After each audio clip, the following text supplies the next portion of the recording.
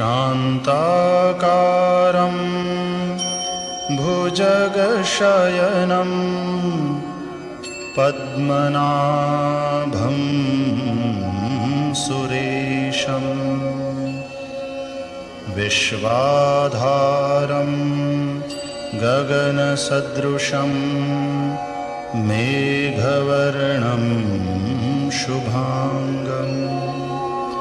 लक्ष्मीकान्तं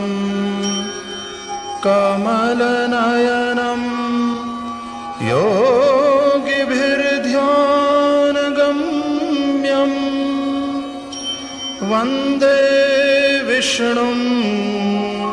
भवभयहरं सर्वलोकैकनाथम्।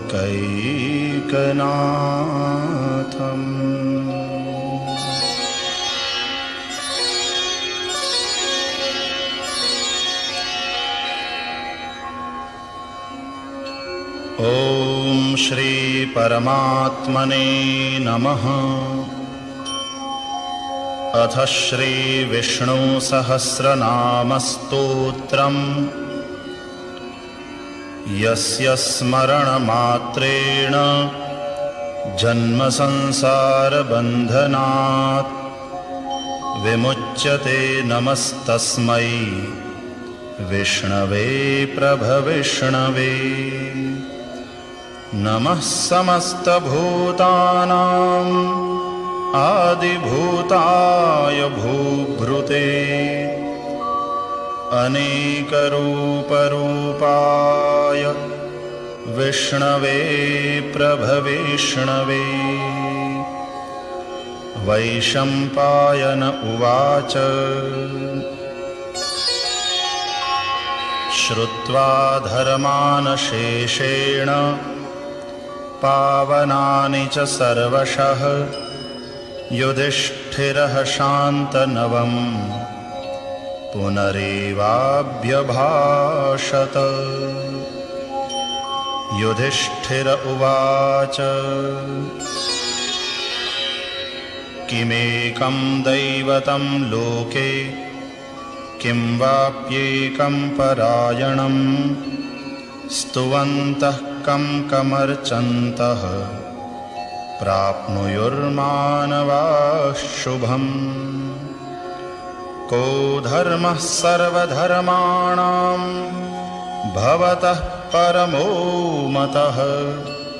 किं जपन्मुच्यते जन्तुर्जन्म संसार बन्धनात्। भीष्म उवाच जगत्प्रभुं देवदेवम् अनन्तं पुरुषोत्तमं स्तुवन्नाम सहस्रेण पुरुषः सततोत्थितः। तमेव चार्चयन् नित्यं भक्त्या पुरुषमव्ययं ध्यायन् स्तुवन् नमस्यंश्च यजमानस्तमेव च। अनादिनिधनं विष्णुं सर्वलोकमहेश्वरं लोकाध्यक्षं स्तुवन्नित्यं सर्वदुःखातिगो भवेत्। ब्रह्मण्यं सर्वधर्मज्ञं लोकानां कीर्तिवर्धनं लोकनाथं महद्भूतं सर्वभूतभवोद्भवम्।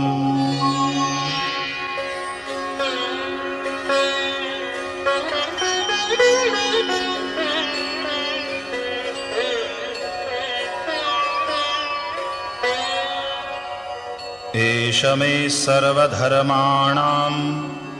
धर्मोऽधिकतमो मतः यद्भक्त्या पुण्डरीकाक्षं स्तवैरर्चेन्नरः सदा। परमं यो महत्तेजः परमं यो महत्तपः परमं यो महद्ब्रह्म परमं यः परायणम्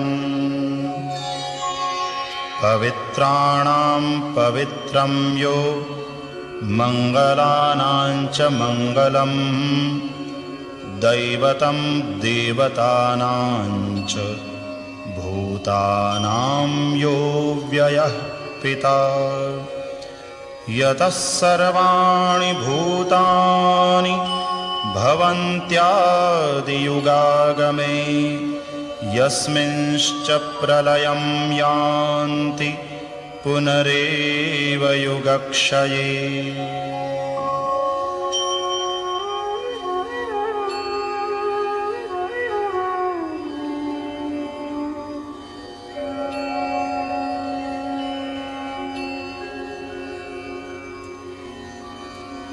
तस्य लोकप्रधानस्य जगन्नाथस्य भूपते विष्णोर्नाम सहस्रं मे शृणु पापभयापहम्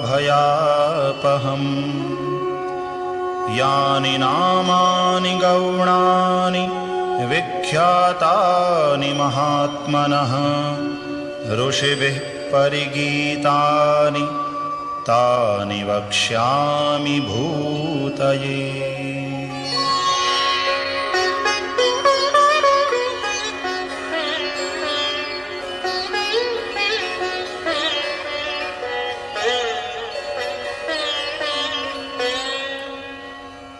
ॐ विश्वं विष्णुर्वषट्कारो भूतभव्यभवत्प्रभुः भूतकृद्भूतभृद्भावो भूतात्मा भूतभावनः भूतात्मा परमात्मा च मुक्तानां परमा गतिः अव्ययः पुरुषः साक्षी क्षेत्रज्ञोऽक्षर एव च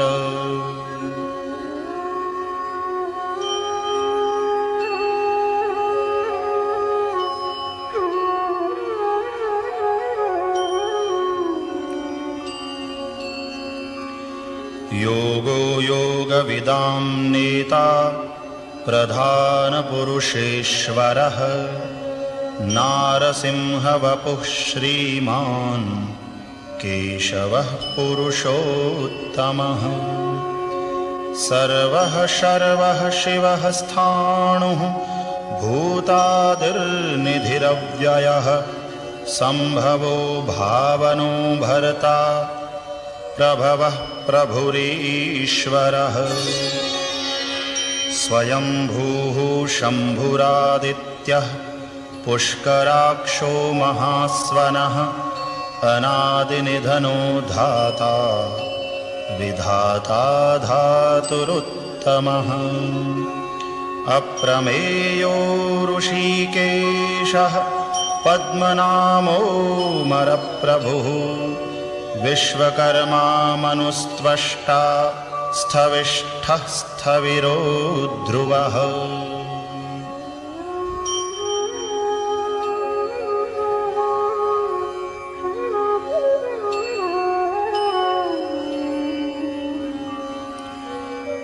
अग्राह्यः शाश्वतः कृष्णो लोहिताक्षः प्रतर्दनः प्रभूतस्त्रिककुब्धाम पवित्रं मङ्गलं परम् ईशानः प्राणदः प्राणो ज्येष्ठः श्रेष्ठः प्रजापतिः हिरण्यगर्भो भूगर्भो माधवो मधुसूदनः ईश्वरो विक्रमी धन्वी मेधावी विक्रमः क्रमः अनुत्तमो दुराधर्षः कृतज्ञः कृतिरात्मवान् सुरेशः शरणं शर्म विश्वरेताः प्रजाभवः अहः संवत्सरो व्यालः प्रत्ययः सर्वदर्शनः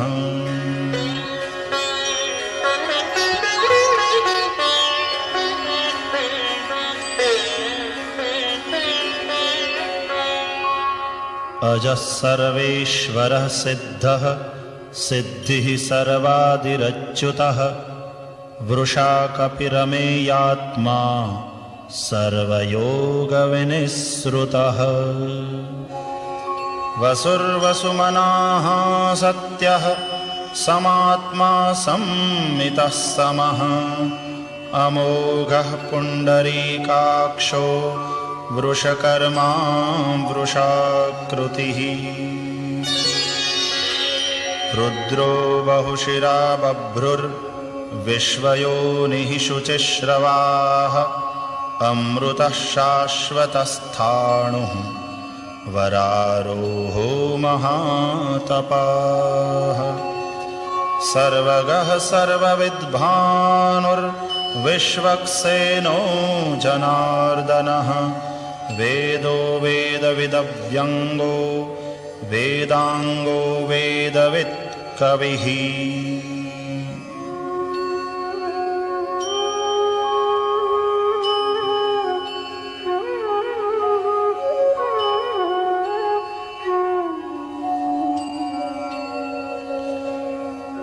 लोकाध्यक्षः सुराध्यक्षो धर्माध्यक्षः कृताकृतः चतुरात्मा चतुर्व्यूहः चतुर्द्रंष्ट्रश्चतुर्भुजः भ्राजिष्णुर्भोजनं भोक्ता सहिष्णुर्जगदादिजः अनघो विजयो जेता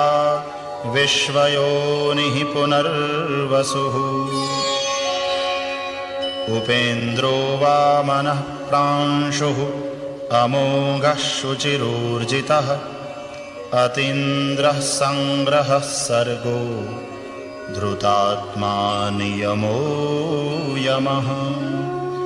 वेद्यो वैद्यः सदा योगी वीरः माधवो मधुः अतीन्द्रियो महामायो महोत्साहो महाबलः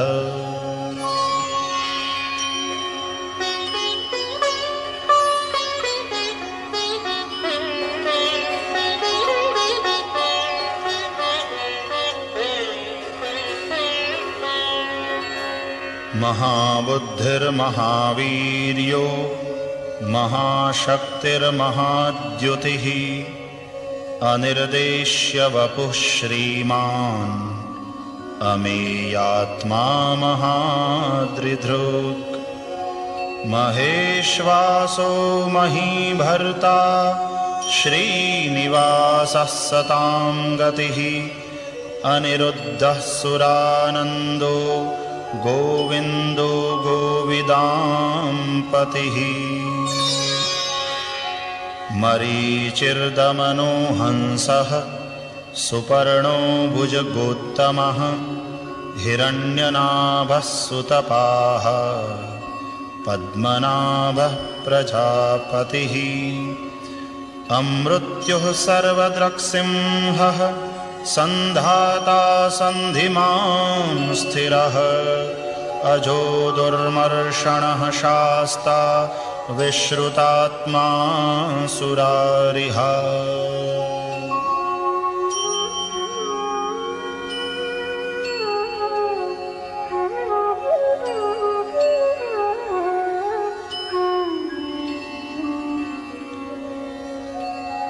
गुरुर्गुरुतमो धाम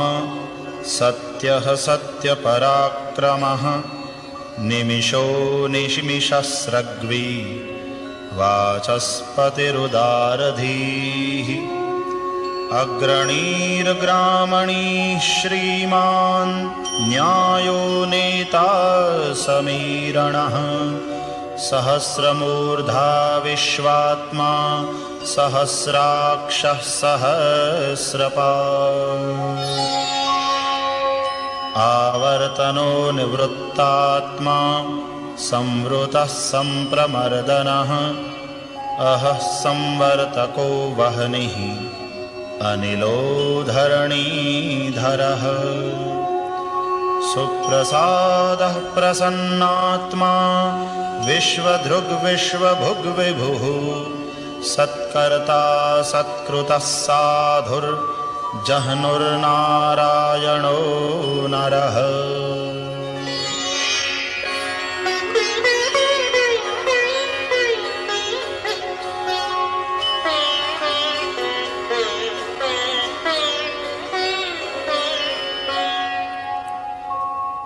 असंख्येयो प्रमेयात्मा विशिष्टः शिष्टकृच्छुचिः सिद्धार्थः सिद्धसंकल्पः सिद्धिदः सिद्धिसाधनः। वृषा हि वृषभो विष्णुर्वृषपर्वा वृषोदरः वर्धनो वर्धमानश्च विविक्तश्रुतिस्सागरः। सुभुजो दुर्धरो वाग्मी महेन्द्रो वसुदो वसुः नैकरूपो बृहद्रूपः शिपिविष्टः प्रकाशनः। ओजस्तेजोद्युतिधरः प्रकाशात्मा प्रतापनः रुद्धः स्पष्टाक्षरो मन्त्रः चन्द्रांशुर्भास्करद्युतिः।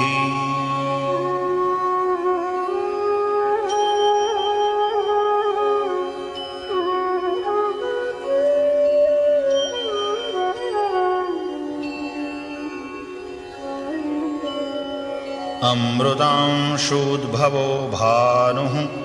शशबिन्दुः सुरेश्वरः औषधं जगतः सेतुः सत्यधर्मपराक्रमः। भूतभव्यभवन्नाथः पवनः पावनो नलः कामः कामकृत्कान्तः कामः कामप्रदः प्रभुः। युगादिकृद्युगावर्तो नैकमायो महाशनः अदृश्यो व्यक्तरूपश्च सहस्रजिदनन्तजित्। इष्टो विशिष्टः शिष्टेष्टः शिखण्डी नहुषो वृषः क्रोधः क्रोधकृत्कर्ता विश्वबाहुर्महीधरः।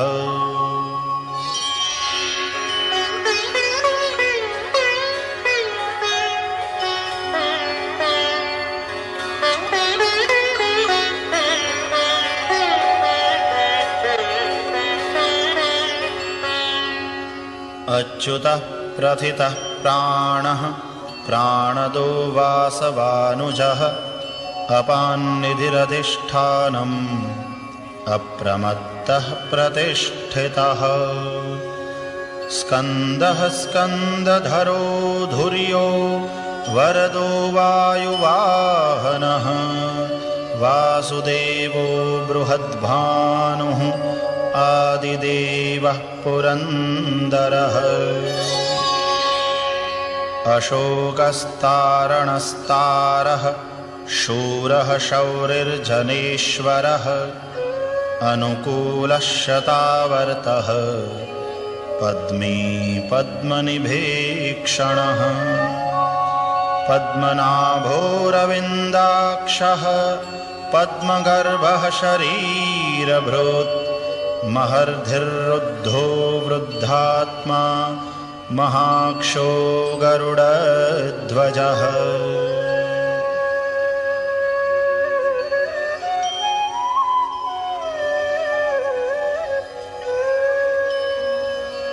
अतुलः शरभो भीमः समयज्ञो हविर्हरिः सर्वलक्षणलक्षण्यो लक्ष्मीवान् समितिञ्जयः। विक्षरोरोहितो मार्गो हेतुर्दामोदरः सहः महीधरो महाभागो वेगवानमिताशनः। उद्भवः क्षोभणो देवः श्रीगर्भः परमेश्वरः करणं कारणं कर्ता विकर्ता गहनो गुहः व्यवसायो व्यवस्थानः संस्थानस्थानदो ध्रुवः परर्धिः परमः स्पष्टः तुष्टः पुष्टः शुभे क्षणः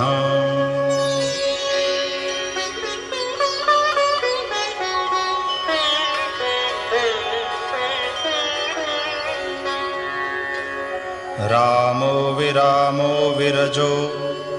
मार्गो नेयो नयो नयः वीरः शक्तिमतां श्रेष्ठो धर्मो धर्मविदुत्तमः वैकुण्ठः पुरुषः प्राणः प्राणदः प्रणवः पृथुः हिरण्यगर्भः शत्रुघ्नो व्याप्तो वायुरधोक्षजः ऋतुः सुदर्शनः कालः परमेष्ठी परिग्रहः उग्रः संवत्सरो दक्षो विश्रामो विश्वदक्षिणः विस्तारस्थावरस्थाणुः प्रमाणं बीजमव्ययम् अर्थोऽनर्थो महाकोशो महाभोगो महाधनः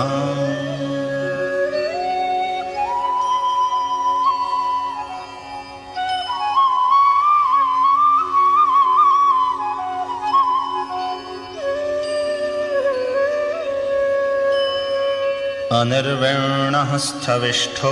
भुर्धर्मयूपो महामखः नक्षत्रनेमिर्नक्षत्री क्षमः क्षामः समीहनः यज्ञ इज्यो महेज्यश्च क्रतुः सत्रं सतां गतिः सर्वदर्शी विमुक्तात्मा सर्वज्ञो ज्ञानमुत्तमम् सुव्रतः सुमुखः सूक्ष्मः सुघोषः सुखदः सुहृत्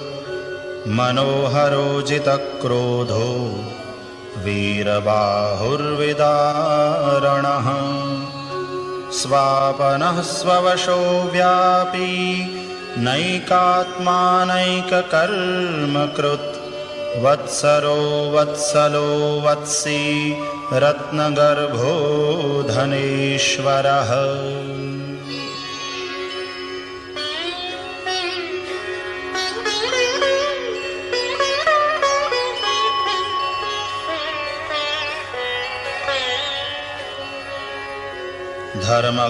धर्मगुप्धर्मकृद्धर्मी सदसत्क्षरमक्षरम् अविज्ञाता सहस्रांशुः विधाता कृतलक्षणः गभस्तिनेमिः सत्त्वस्थः सिंहो भूतमहेश्वरः आदिदेवो महादेवो देवेशो देवभृद्गुरुः उत्तरो गोपतिर्गोप्ता ज्ञानगम्यः पुरातनः शरीरभूतभृद्भोक्ता कपीन्द्रो भूरिदक्षिणः सोमपोऽमृतपः सोमः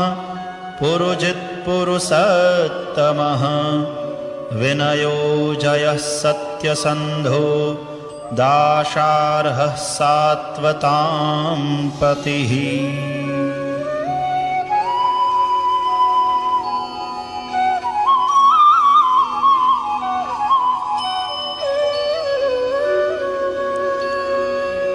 जीवो विनयिता साक्षी मुकुन्दो मितविक्रमः अम्भो निधिरनन्तात्मा महोदधिशयोऽन्तकः अजो महार्हः स्वाभाव्यो जितामित्रः प्रमोदनः आनन्दो नन्दनो नन्दः सत्यधर्मा त्रिविक्रमः महर्षिः कपिलाचार्यः कृतज्ञो मेदिनीपतिः त्रिपदस्त्रिदशाध्यक्षो महाशृङ्गः कृतान्तकृत् महावराहो गोविन्दः सुषेणः कनकाङ्गदी गुह्यो गभीरो गहनो गुप्तश्चक्रगदाधरः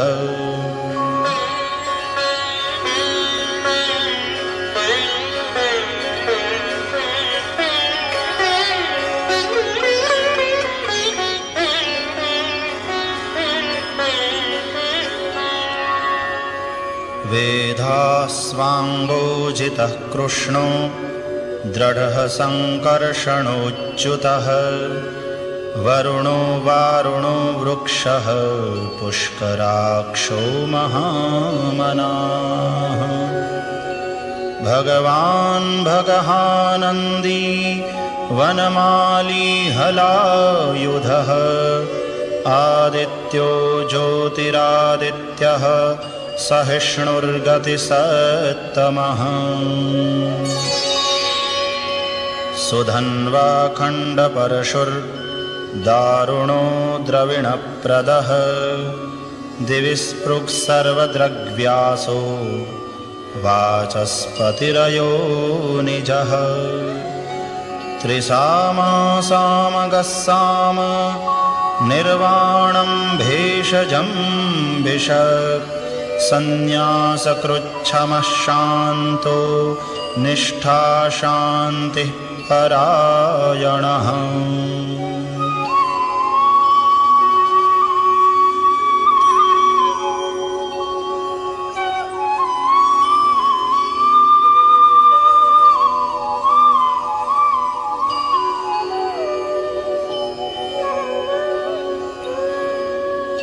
शुभांगः शान्तिदः स्रष्टा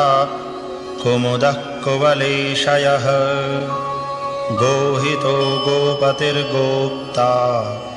वृषभाक्षो वृषप्रियः अनिवर्ते निवृत्तात्मा संक्षेप्ताक्षेमकृच्छिवः श्रीवत्सवक्षाः श्रीवासः श्रीपतिः श्रीमताम्बरः श्रीदः श्रीशः श्रीनिवासः श्रीनिधिः श्रीविभावनः श्रीधरः श्रीकरः श्रेयः श्रीमान् लोकत्रयाश्रयः स्वक्षः स्वङ्गः शतानन्दो नन्दिर्ज्योतिर्गणेश्वरः विजितात्मा विधेयात्मा सत्कीर्तिश्छिन्न संशयः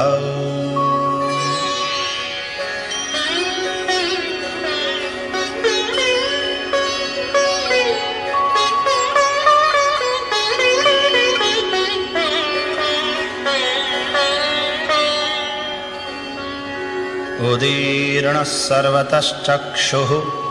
अनीशः शाश्वतस्थिरः भूषयो भूषणो भूतिः विशोकः शोकनाशनः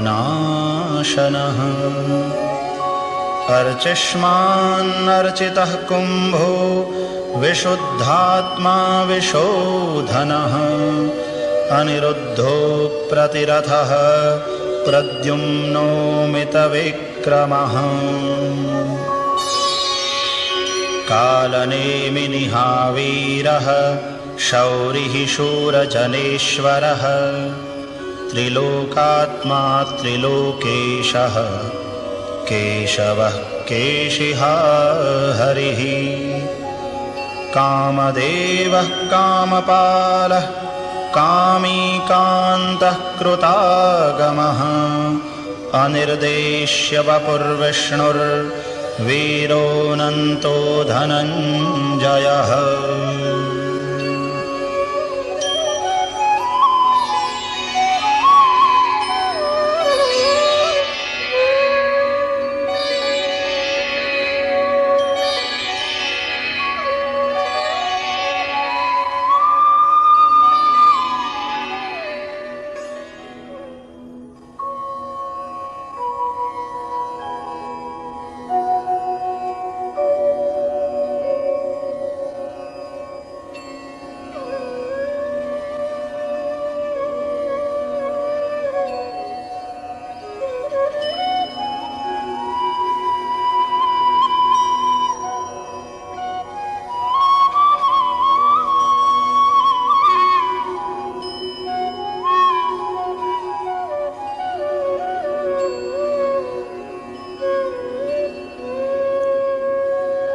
ब्रह्मण्यो ब्रह्मकृद्ब्रह्मा ब्रह्म ब्रह्मविवर्धनः ब्रह्मविद्ब्राह्मणो ब्रह्मी ब्रह्मज्ञो ब्राह्मणप्रियः महाक्रमो महाकर्मा महातेजामहोरगः महाक्रतुर्महायज्वा महायज्ञो महाहविः स्तव्यस्तवप्रियस्तोत्रम् स्तुतिस्तोतारणप्रियः पूर्णः पूरयिता पुण्यः पुण्यकीर्तिरनामयः मनोजवस्तीर्थकरो वसुरेता वसुप्रदः वसुप्रदो वासुदेवो वसुर्वसुमना हविः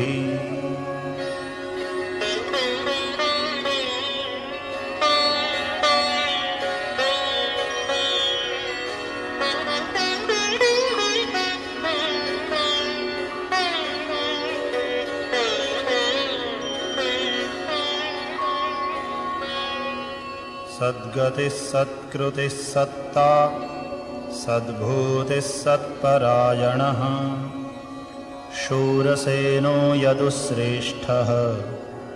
सन्निवासः सुयामुनः भूतावासो वासुदेवः सर्वासु निलयो नलः दर्पः दर्पदो द्रप्तो दुर्धरोऽथापराजितः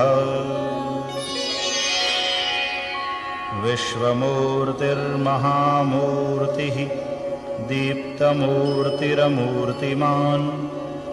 अनेकमूर्तिरव्यक्तः शतमूर्तिः शताननः एको नैकः सवः कः किं यत्तत्पदमनुत्तमम् लोकबन्धुर्लोकनाथो माधवो भक्तवत्सलः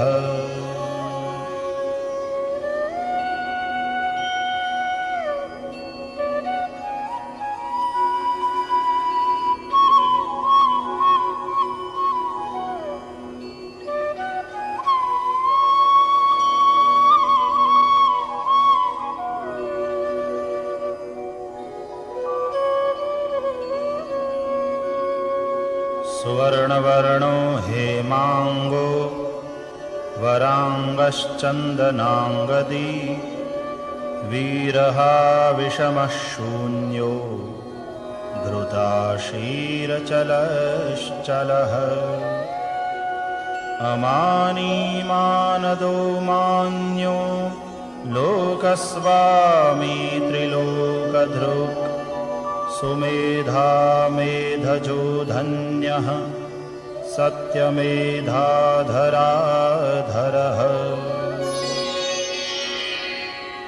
तेजो वृषोद्युतिधरः सर्वशस्त्रभृताम्बरः प्रग्रहो निग्रहो व्यग्रो नैकशृङ्गो गदाग्रजः चतुर्मूर्तिश्चतुर्बाहुः चतुर्व्यूहश्चतुर्गतिः चतुरात्मा चतुर्भावः चतुर्वेदविदेकपात्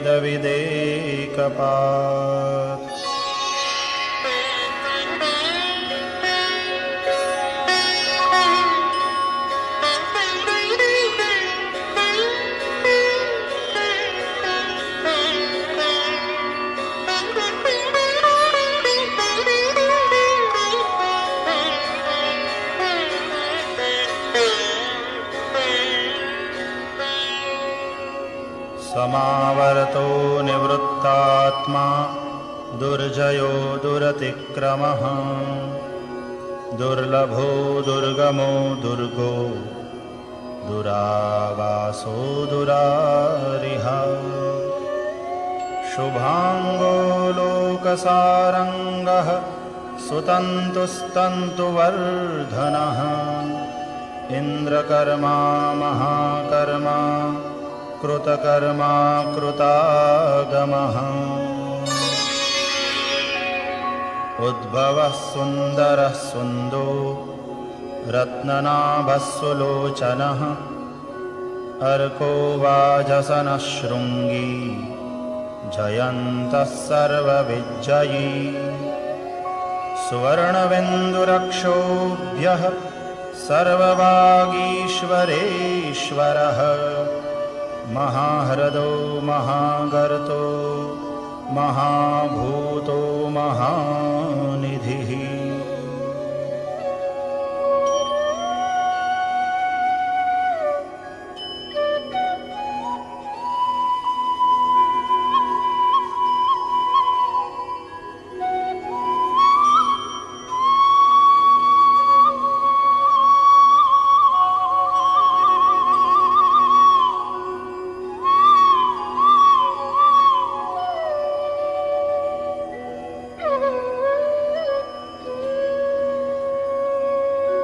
कुमुदः कुन्दरः कुन्दः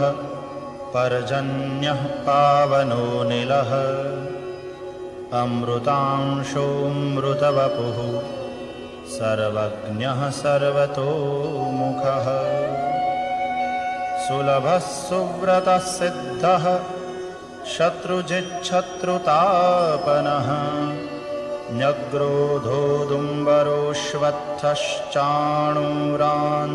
न्यग्रोधोदुम्बरोऽश्वत्थश्चाणूरान्ध्रनिषूदनः सहस्रार्चिः सप्तजिह्वः सप्तैधाः सप्तवाहनः अमूर्तिरनघो चिन्त्यो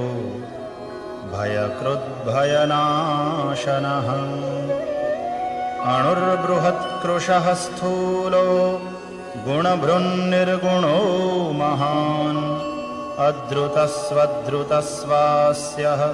प्राग्वंशो वंशवर्धनः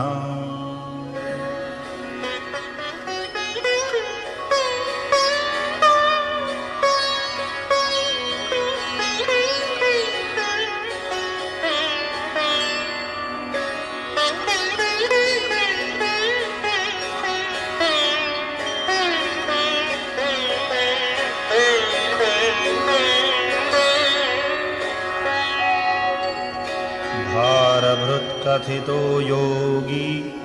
योगीशः सर्वकामदः आश्रमश्रमणक्षामः सुपर्णो वायुवाहनः धनुर्धरो धनुर्वेदो दण्डो दमयिता दमः अपराजितः सर्वसहो नियन्ता नियमो यमः सत्त्ववान् सात्विकः सत्यः सत्यधर्मपरायणः अभिप्रायः प्रियार्होर्हः प्रियकृत्प्रीतिवर्धनः विहाय सगतिर्ज्योतिः सुरुचिर्हुतभुग्विभुः रविर्विरोचनः सूर्यः सविता रविलोचनः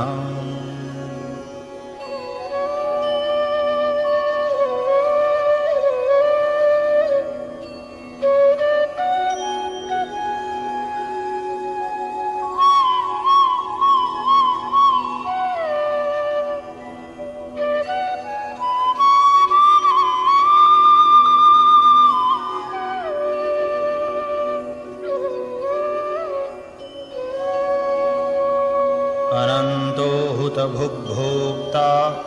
सुखदो नैकजोऽग्रजः अनिर्विण्णः सदामर्षि लोकाधिष्ठानमद्भुतः सनातनतमः कपिलः कपिरव्ययः स्वस्तिदः स्वस्तिकृत् स्वस्ति स्वस्ति भुक् स्वस्ति दक्षिणः अरौद्रः कुण्डलीचक्री विक्रम्योर्जितशासनः शब्दादिगः शब्दसहः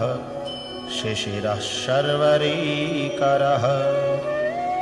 अक्रूरः पेशलो दक्षो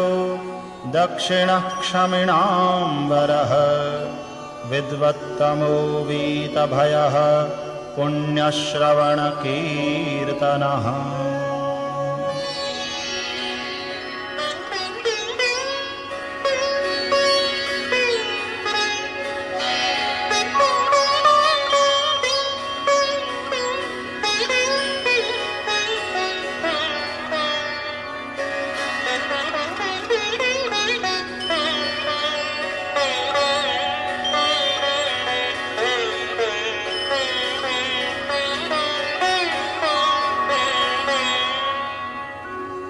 उत्तारणो दुष्कृतिः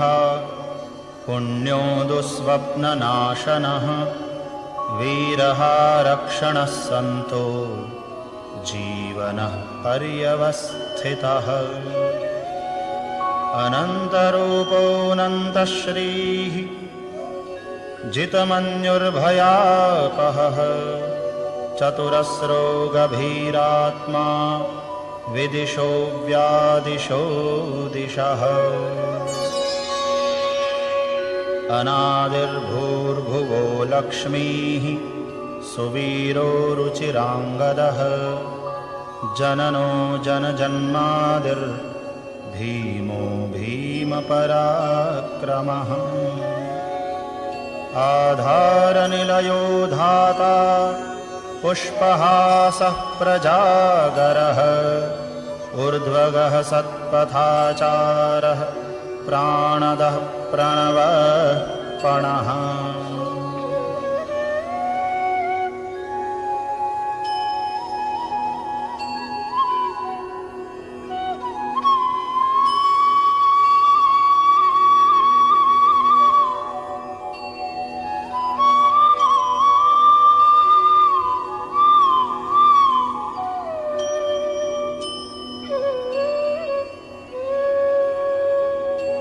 प्रमाणं प्राणनिलयः प्राणभृत्प्राणजीवनः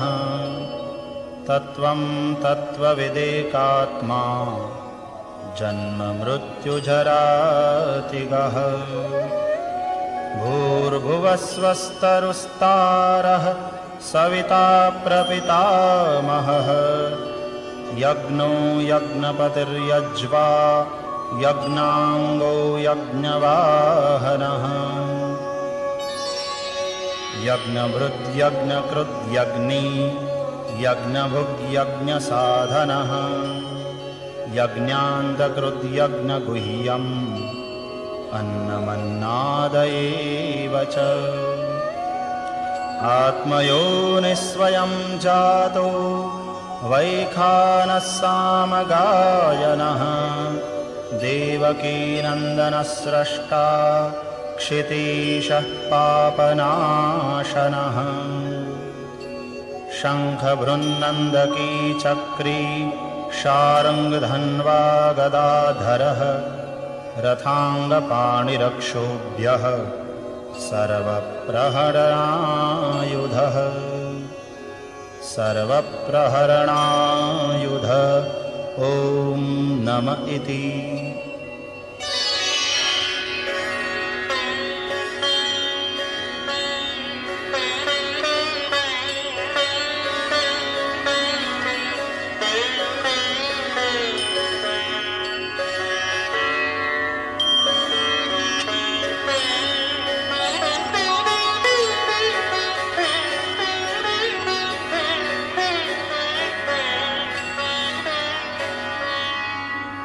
इतीदं कीर्तनीयस्य केशवस्य महात्मनः नाम्नां सहस्रं दिव्यानाम्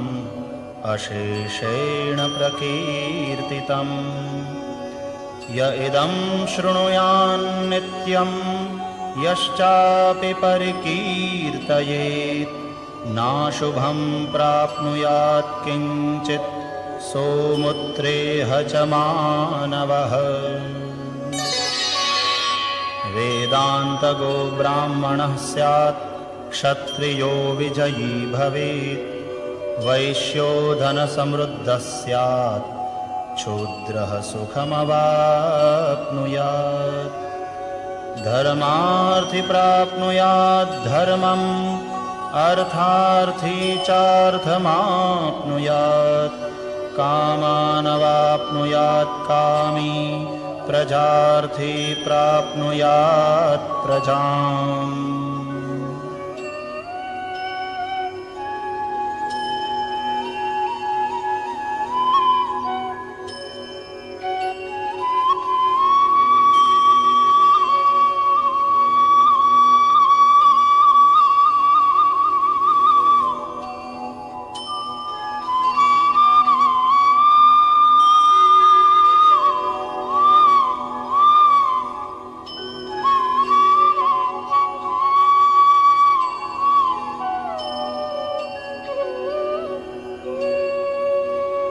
भक्तिमान्यः सदोत्थाय शुचिस्तद्गतमानसः सहस्रं वासुदेवस्य नाम्नामेतत्प्रकीर्तये यशः प्राप्नोति विपुलं ज्ञातिप्राधान्यमेव च अचलां श्रियमाप्नोति श्रेयः प्राप्नोत्यनोत्तमम् न भयं क्वचिदाप्नोति वीर्यं तेजश्च विन्दति भवत्यरोगोद्युतिमान् बलरूपगुणान्वितः रोगार्तो मुच्यते रोगात् बद्धो मुच्येत बन्धनात् भयान्मुच्येत भीतस्तो मुच्येतापन्न आपदः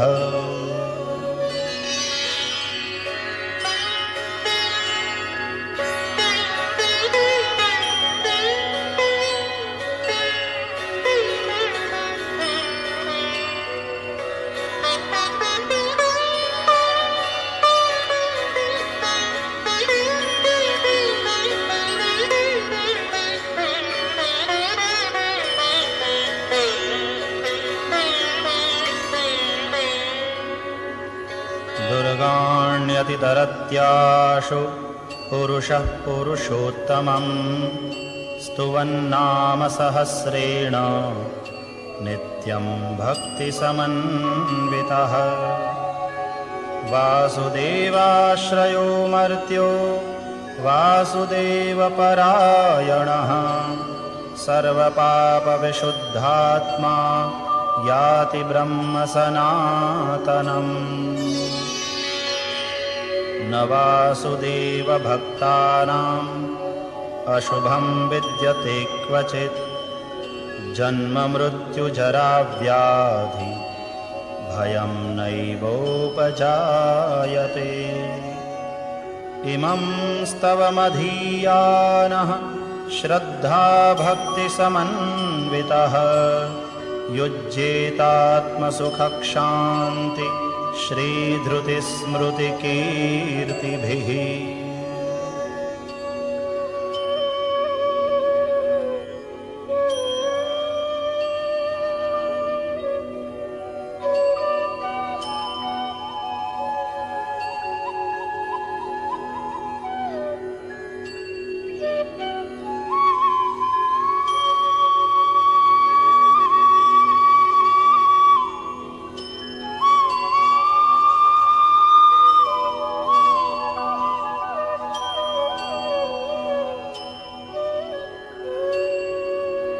न क्रोधो न च मात्सर्यं न लोभो नाशुभा मतिः भवन्ति कृतपुण्यानां भक्तानां पुरुषोत्तमे द्यौः स चन्द्रार्कनक्षत्रा खं दिशो भुर्महो दधिः वासुदेवस्य वीर्येण विधृतानि महात्मनः ससुरासुरगन्धर्वं सयक्षोरगराक्षसं जगद्वशे वर्ततेदं कृष्णस्य सचराचरम् इन्द्रियाणि मनोबुद्धिः सत्त्वं तेजो बलं धृतिः वासुदेवात्मकान्याहुः क्षेत्रं क्षेत्रज्ञ एव च।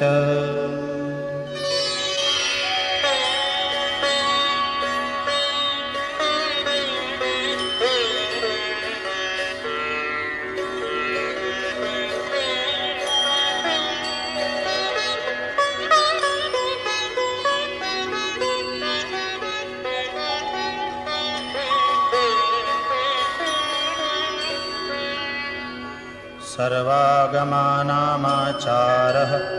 प्रथमं परिकल्पते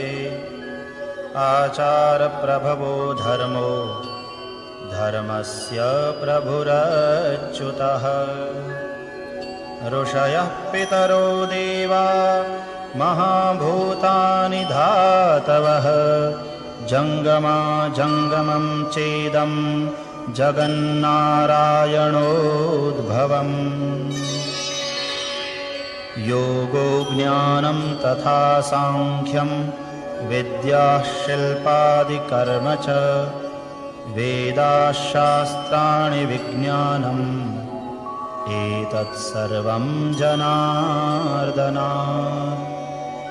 एको विष्णुर्महद्भूतं पृथग्भूतान्यनेकशः त्रीन् लोकान् व्याप्य भूतात्मा भुङ्क्ते विश्वभुगौ व्ययः।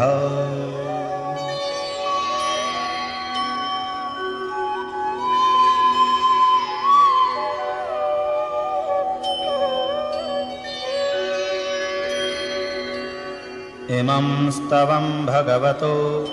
विष्णोर्व्यासेन कीर्तितं पठेद्य इच्छेत् पुरुषः श्रेयः प्राप्तुं सुखानि च। विश्वेश्वरमजं देवं जगतः प्रभवाप्ययं भजन्ति ये पुष्कराक्षं न ते यान्ति पराभवम्।